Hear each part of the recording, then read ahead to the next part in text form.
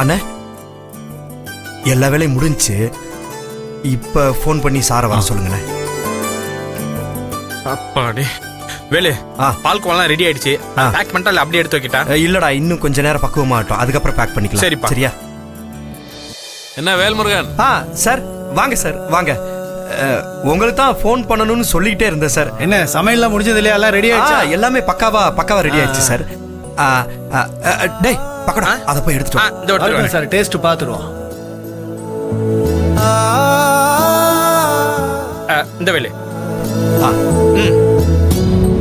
இந்தாங்க சார், சாப்பிட்டு பாருங்க சார். ஸ்வீட் தான், சாப்பிடுங்க. ஓகே.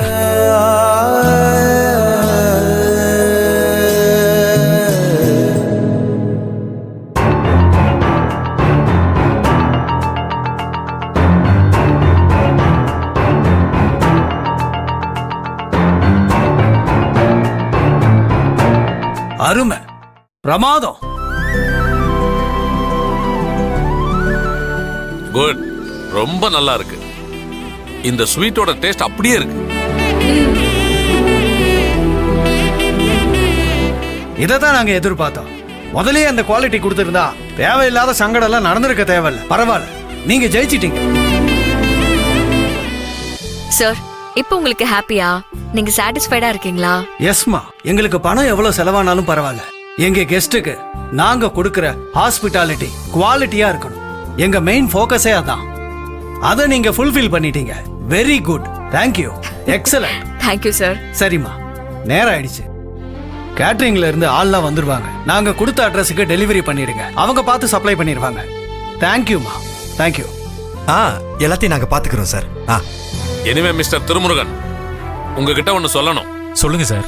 இந்த காலத்துல கூட பிறந்த பொறப்புன்னு கூட பார்க்காம வெட்டு குத்து பேராசை போட்டி போறாமன்னு உலகம் எங்கேயோ போயிட்டு இருக்கு.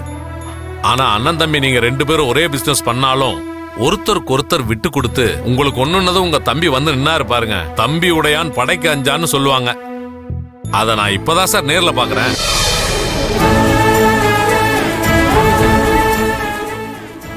நீங்க 2 பேரும் இதே போல ஒற்றுமையோட இருங்க. யாருக்காகவும் விட்டு கொடுக்காதீங்க. நீங்க பெரிய இடத்துக்கு வருவீங்க. நாங்க போயிட்டு வர்றோம்.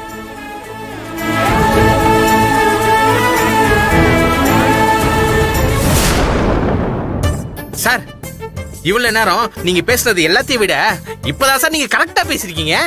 ரொம்ப நல்லது sir. Thank you sir, thank you sir. போயிட்டு வாங்க சார். சரி, வரேன் சார். வரேம்மா. வாங்க சார், வரேங்க.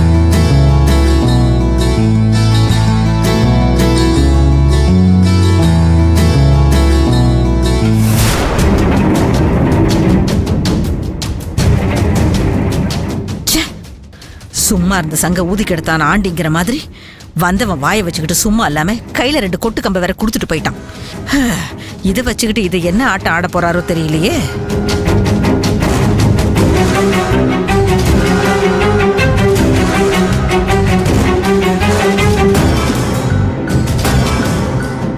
அண்ணே, அடடடடடா, நீங்க பண்ற இப்படி ஒரு நாடகத்தை என் வாழ்க்கையில நான் இப்பதான் ஃபர்ஸ்ட் டைம் பாக்குறேன். ஏமா, இதுக்கு முன்னாடி நீ எங்கேயாச்சும் பாத்திருக்க?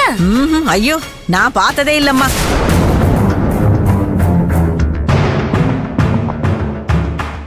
இவங்களே நமக்கு நல்லது செய்யறேன்னு ஆள் அனுப்புவாங்களாம். இவங்களே அதுக்கப்புறம் அவங்கள வச்சு பிரச்சனை பண்ணுவாங்களாம்.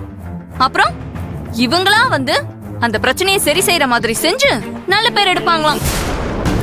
இப்படிப்பட்ட நாடகம்லாம் இங்க மட்டும்தான் நடக்கும். ஏமா கீர்த்தி, முதல்ல உங்க நாடகத்தை நிப்பாட்டுறீங்களா?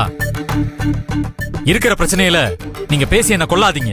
மாப்பிள, ஏதோ போதாத நேரம் இவங்க கிட்ட இருந்து நாம உதவி வாங்குற மாதிரி ஆயிடுச்சு. இதையே சாக்க வச்சு வந்து ஒட்டிக்கலான்னு பார்க்க போறாங்க.